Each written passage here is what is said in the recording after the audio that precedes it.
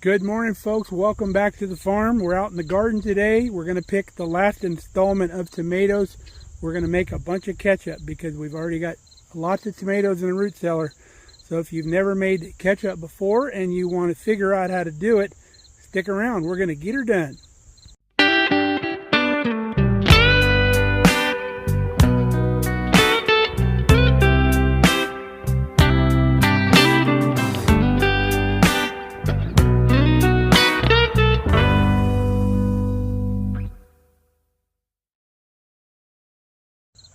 So other than the wind, we have a beautiful day out here this morning. This is our row of tomatoes. You might think it looks pretty thick, but we went through and we've cut a lot of the green foliage off and just left the inner part of the plant, which is kind of drying up, and the tomatoes on the vine to ripen.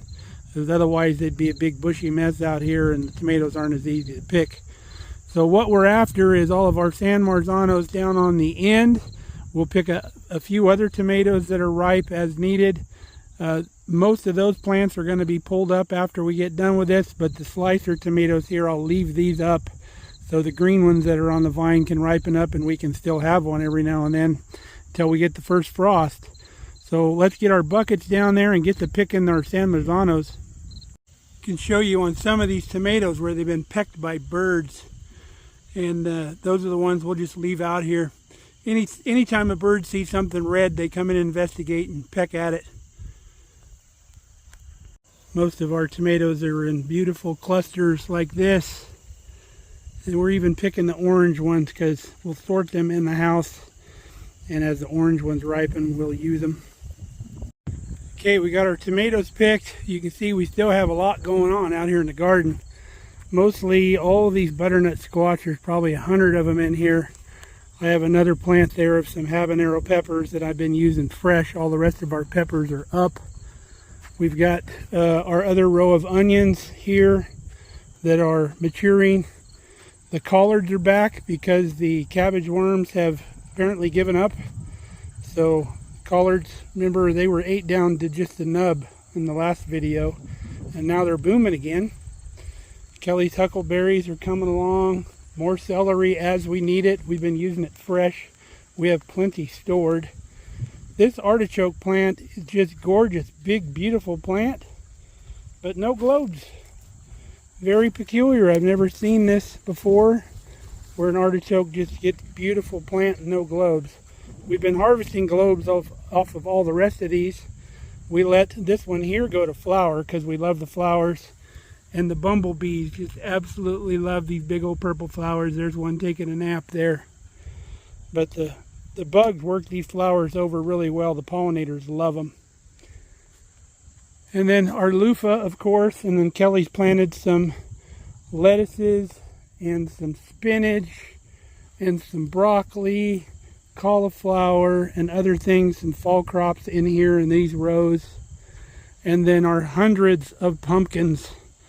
Over here, there is so many pumpkins. There's the little nice little pie pumpkins. We'll probably be giving a lot of those away. Let's go show you a loofah over here. I think I seen one the other day. Oh, there's one there. And I just kicked one down here. But here's what the loofahs look like. They've pretty much taken over this whole trellis. Now, some of this stuff, obviously out here, now that we're in October, we're going to be watching the weather close. If we're going to get an overnight freeze, there's a bunch of this stuff that will come out and get out of the garden that we don't want to freeze. Again, sorry about the wind. So we've got a 5-gallon bucket full of our San Marzanos. We have a few other of the other variety tomatoes in there that we'll take, let them ripen up in the house. I want to go show you something else we've been working on real quick. Now, some of you have seen this little pond on the Markelly Farm's Facebook page. Kelly posted the dogs playing in it. And they're like, what did we miss? There was no video on the pond. Well, there actually isn't, because this is just a test pond right here. I had the tractor out one day, and I just rototilled a big round spot and pushed up the dirt because we had a couple rains coming. And I just wanted to see if this area would hold water. So that's what this is. It's not our big main pond that we're going to be doing. I promise we'll do a video on that. But it has been holding water. It just slowly goes down. I've got the water hose running in it right now, actually, just to keep some water in it, because the deer have been coming down and using it. The dogs like playing in it. And you can see the ducks down there. Those are decoys that we bought at Junk Jaunt just to drive the dogs crazy. Brandy was stalking one the other day. Didn't realize it was a decoy. So the dogs like going out and sniffing those ducks.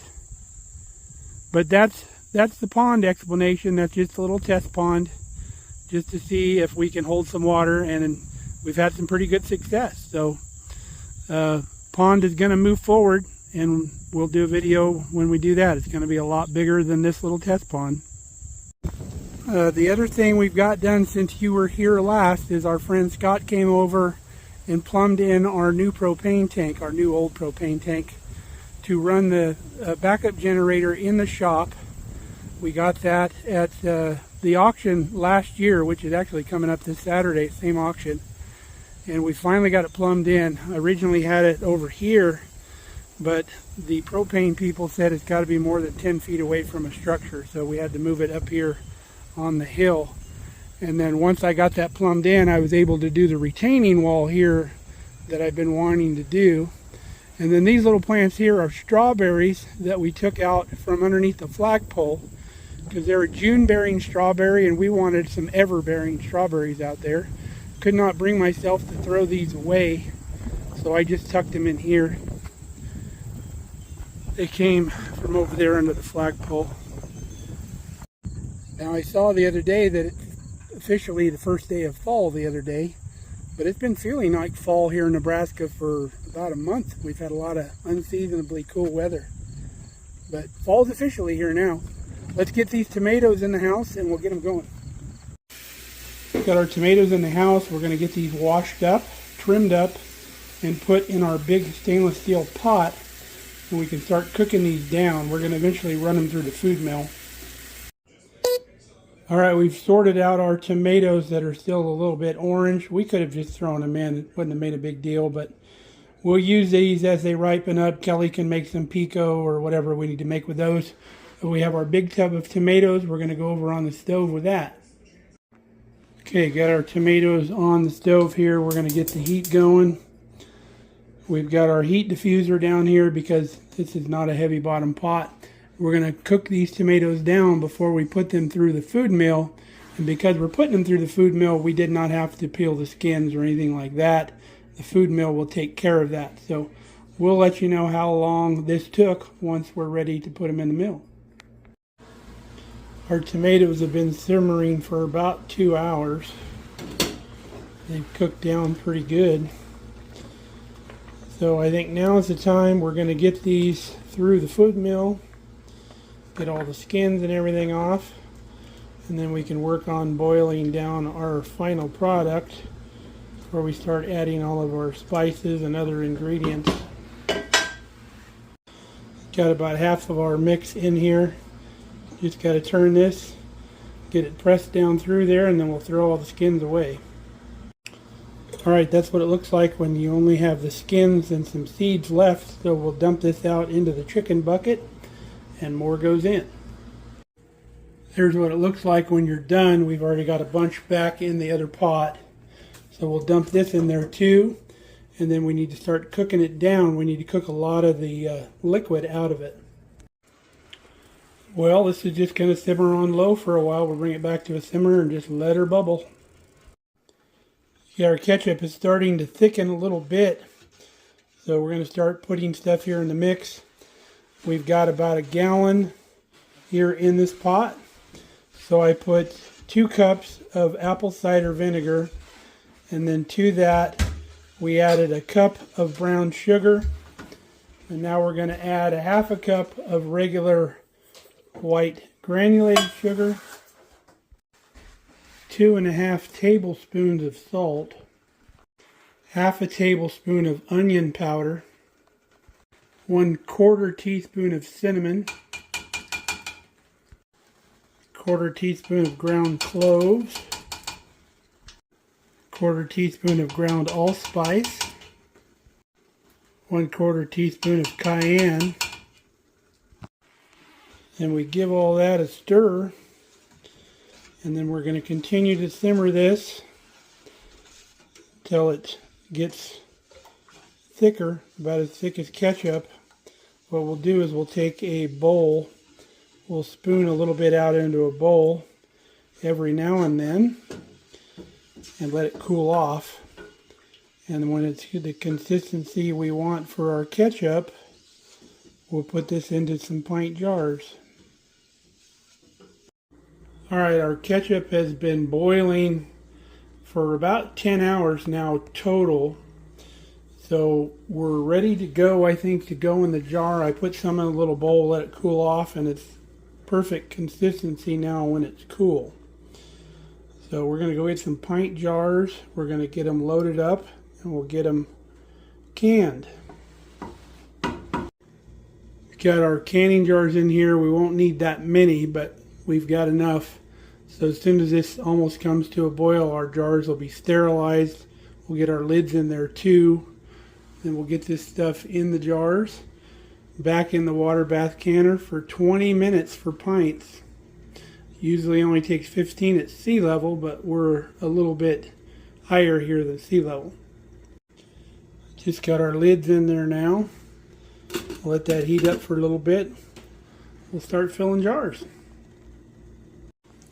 You can see we've reduced down quite a bit during our cooking today. It's similar to the process to making tomato paste. You got to cook it way down, cook a lot of the liquid out. When we started, we probably had almost probably 1.5 gallons of juice in here after we run it through the food mill. So my guess is we've reduced this by about 2/3 to get to the right consistency. Okay, 20 minutes has elapsed. We're going to get our lid off here without burning ourselves with the steam. When this stops boiling, we'll take these jars out. Okay, 6 jars are out. It's midnight. I'm going to go to bed. You can see the color of our beautiful ketchup here. It was a long process, but worth it. I like knowing where my ketchup comes from, and it doesn't have a lot of ingredients that you just can't pronounce that do not belong in it. And this stuff tastes fantastic, so much better than the store-bought stuff, so we don't mind doing it. And we weren't just hovering over the stove all day. We even left and went to supper while this stuff was simmering, so it's not a hard process. It just takes some time. Like I said, about 12 hours, midnight now, and it's time to go to bed. So hope you try this recipe, and I hope you enjoyed hanging out with me doing this. And we hope you come back and see us real soon here on Markelly Farm. Until then, stay safe, stay healthy. We love you guys. Nighty night. We're out of here.